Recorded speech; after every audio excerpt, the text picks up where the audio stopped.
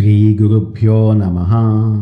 గురువాయుపురాధీశం విష్ణుం నారాయణం హరిం వాసుదేవం జగన్నాథం కృష్ణం వందే జగద్గురుం. ఓం శ్రీకృష్ణాయ పరమాత్మనే నమః. శ్రీ నారాయణ భట్టతి రచించిన శ్రీమన్నారాయణంలోని అష్టాంగ యోగము యోగ సిద్ధి వర్ణనము తెలియచేసేటటువంటి దశకం 4లోని 5, 6, 7 శ్లోకాలను తెలుసుకుందాము. ముందుగా 5వ శ్లోకము. ఈ శ్లోకంలో అష్టాంగ యోగంలోని 7వ అంగమైన ధ్యాన యోగం గురించి వివరిస్తున్నారు. ధారణను దీర్ఘకాలం సాధన చేస్తే అది ధ్యానంగా ఎలా మారుతుందో ఇందులో స్పష్టంగా చెప్పారు. 5వ శ్లోకం. విస్ఫుటావయవ భేద సుందరం త్వద్వపుస్సుచిరశీలనావశాత్ అశ్రమం మనసి చింతయామహే ధ్యానయోగ నిరతాస్త్వదాశ్రయాః. త్వద్ ఆశ్రయాః, నిన్నే పూర్తిగా ఆశ్రయించిన వారమైన మేము శుచిగా శీలనా వశాత్ దీర్ఘకాలం పాటు, శుచిగా అంటే దీర్ఘకాలం పాటు సాధన చేయడం వలన శీలనా వశాత్ విస్ఫుట మిక్కిలి స్పష్టమైన అవయవ భేద సుందరం త్వద్వపు, అవయవముల యొక్క అమరికతో అంటే అవయవముల యొక్క విభజనతో అందమైనదైనటువంటి త్వద్వపు నీ యొక్క దివ్యమంగళ రూపాన్ని అశ్రమం, ఎలాంటి శ్రమ లేకుండా ఎటువంటి కష్టం లేకుండా అత్యంత సులభంగా మనసి చింతయామహే, మా మనస్సునందు ధ్యానించుచున్నాము, మా మనస్సు యందు నిలుపుకుంటున్నాము. ధ్యానయోగ నిరతాః, ఈ స్థితిలోనే మేము ఈ ధ్యాన యోగమునందు నిరంతరము నిమగ్నమై ఉంటాము. అష్టాంగ యోగంలో 7వ మెట్టు ధ్యాన యోగము. ఇంతకు ముందు శ్లోకంలో చెప్పుకున్నటువంటి ధారణకు ఈ శ్లోకంలో చెప్పుకుంటున్న ధ్యానానికి ఉన్న చిన్న తేడాను ఎంతో అద్భుతంగా వివరించారు. ధారణలో మనసును కష్టపడి బలవంతంగా భగవంతుని మీద నిలపాల్సి వస్తుంది. అప్పుడు దేవుని రూపం కూడా సరిగ్గా కనిపించదు. కానీ ఆ ధారణను అలా చాలా కాలం పాటు సాధన చేస్తే శుచిగా శీలనావశాత్ ఆ సాధకుడు తర్వాతి మెట్టు అయిన ధ్యాన స్థితికి చేరుకుంటాడు. అప్పుడు స్వామివారి రూపం అస్పష్టంగా కాకుండా కిరీటము, మకర కుండలాలు, కౌస్తుభమణి, పీతాంబరము, ఆయన చిరునవ్వు, ఇలా ప్రతి ఒక్క అవయవము విస్ఫుటావయవ అత్యంత స్పష్టంగా అందంగా కళ్ళ ముందు కదలాడుతుంది. ఇక మనసును కష్టపెట్టాల్సిన అశ్రమం పని ఉండదు. తైలధారలాగా, అంటే తైలధార ఎలా ఉంటుందంటే ఎక్కడ బ్రేక్ అవ్వకుండా ఉంటుంది. అలాగా మనసు అప్రయత్నంగానే ఆ భగవంతుని దివ్యమంగళ రూపంపై లగ్నమైపోయి నిరంతర ధ్యానంలో మునిగిపోతుంది. ఒక సాధకుడు అష్టాంగ యోగంలో చేరుకునే అత్యున్నతమైన ఆనంద స్థితి ఇదే అని మన భట్టతిరి గారు తన స్వంత అనుభవంతో వివరిస్తున్నారు. విస్ఫుటావయవ భేద సుందరం త్వద్వపుస్సు చిరశీలనావశాత్ అశ్రమం మనసి చింతయామహే ధ్యానయోగ నిరతాస్త్వదాశ్రయాః.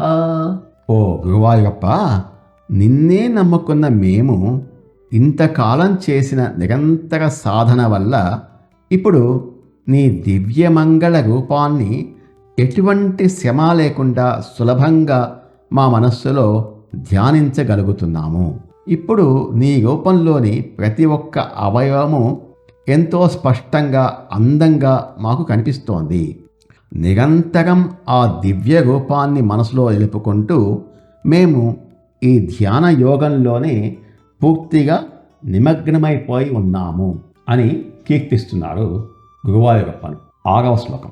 ఈ విధంగా ధ్యానం చేస్తే భక్తులకు చిట్ట చివరకు లభించే అత్యున్నతమైన ఫలితం ఏమిటో ఈ శ్లోకంలో ఎంతో అద్భుతంగా వివరిస్తున్నారు. ధ్యానయోగం నుండి మనిషి సమాధి స్థితికి ఎలా వెళ్తాడో ఈ శ్లోకం తెలియజేస్తోంది. 6వ శ్లోకం.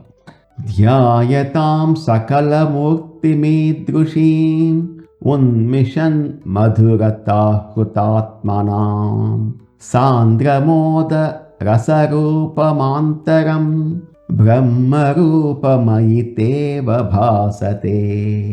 అయి ఓ ప్రభు, ఈదృశీం సకలమూర్తిం ధ్యాయతాం, ఇటువంటి అత్యంత అందమైనటువంటి అన్ని అంగాలతో కూడిన నీ సంపూర్ణ రూపాన్ని ధ్యాయతాం ధ్యానించుచున్న వారికి ఉన్మిషన్ మధురత హృత ఆత్మనాం, ఉప్పొంగుతున్న ఆ రూపం యొక్క మాధుర్యము చేత అపహరించబడిన మనస్సు కలవారికి, అంటే ఆకర్షించబడిన భక్తులకు, తే వారికి వారి మనస్సులలో సాంద్ర మోద రసరూపం, గాఢమైన సాంద్ర ఆనంద మోద రసస్వరూపమైన ఆంతరం అంతర్గతమైన అంటే లోపల ఉండే బ్రహ్మరూపం నీ యొక్క నిరాకారమైన పరబ్రహ్మ తత్వము అవభాసతే, దానంతట అదే ప్రకాశిస్తుంది, దానంతట అదే సాక్షాత్కరిస్తుంది.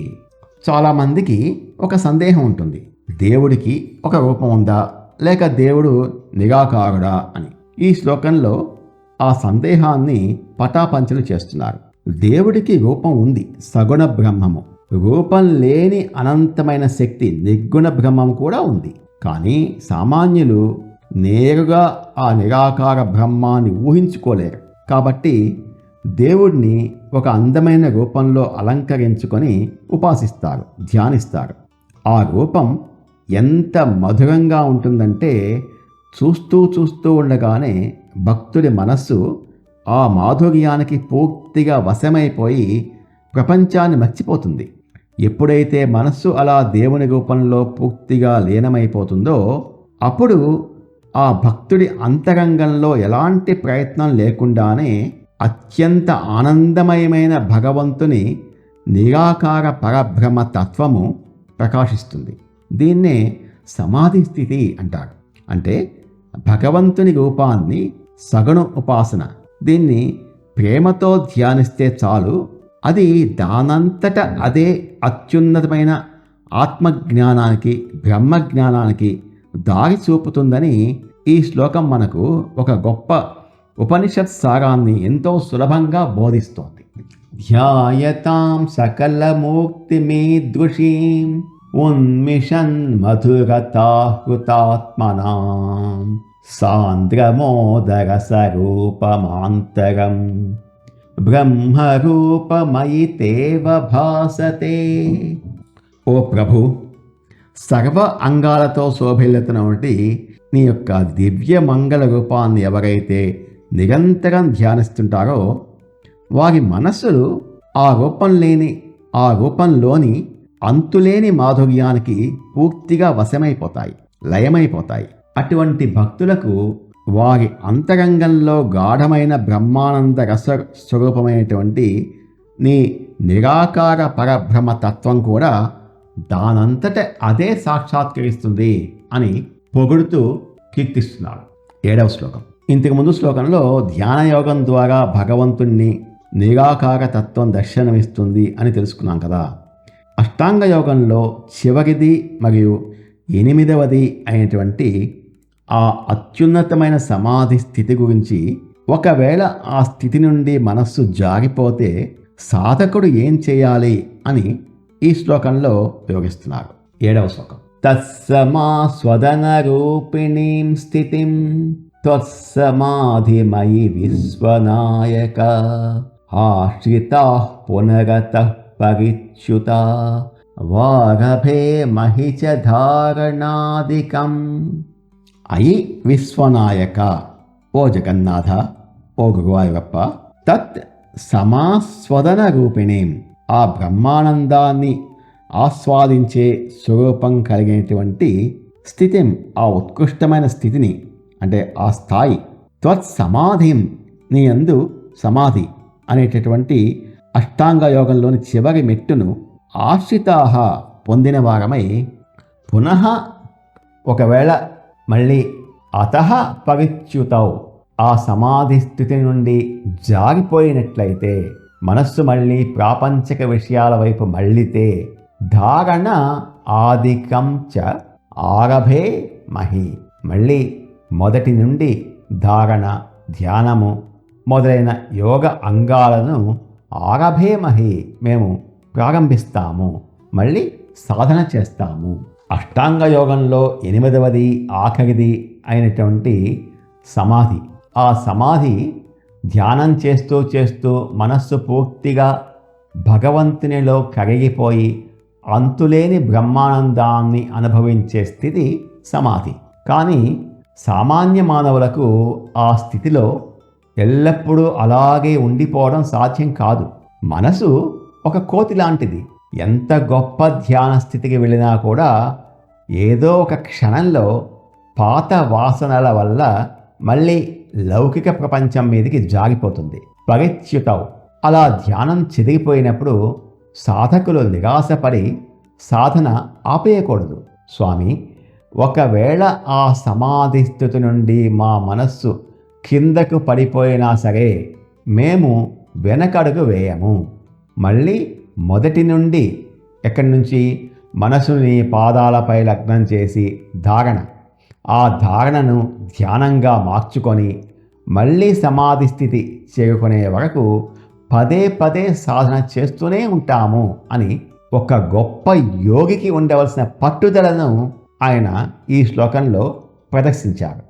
పడిపోయిన ప్రతిసారి మళ్ళీ లేచి దేవుని వైపు నడవడమే నిజమైన సాధన అని ఈ శ్లోకం మనకు వివరిస్తోంది. తత్సమా స్వదన రూపిణీం స్థితిం త్వత్సమాధిమయి విశ్వనాయక ఆశ్రితా పునరతః పరిచ్యుతా వారభే మహి చ ధారణాధికం. ఓ జగన్నాథ, పరమాత్మ అయినటువంటి నీలో లీనమై ఆ బ్రహ్మానందాన్ని అనుభవించే అద్భుతమైన స్థితి అయిన నీ సమాధి స్థితిని మేము చేరుకుంటాము. ఒకవేళ ఆ అత్యున్నత సమాధి స్థితి నుండి మా మనస్సు కిందకు జారిపోయి ప్రాపంచిక విషయాల వైపుకు మళ్ళితే మళ్ళీ మేము ఏమాత్రం నిరాశపడకుండా ధారణ మొదలైనటువంటి యోగ అంగాలను మొదటి నుండి సాధన చేస్తాము అని భట్టతిరి గారు మన తరపున గురువాయూరప్పకు హామీ ఇస్తున్నారు. మనం కూడా అలాగే ఒకవేళ పడిపోయినా కూడా మళ్ళీ సాధన మొదలుపెట్టి ఆ సమాధి స్థితి చేరుకోవాలి. ఓం తత్సత్. నమో భగవతే వాసుదేవాయ. ఏతత్ఫలం శ్రీకృష్ణార్పణమస్తు. స్వస్తి.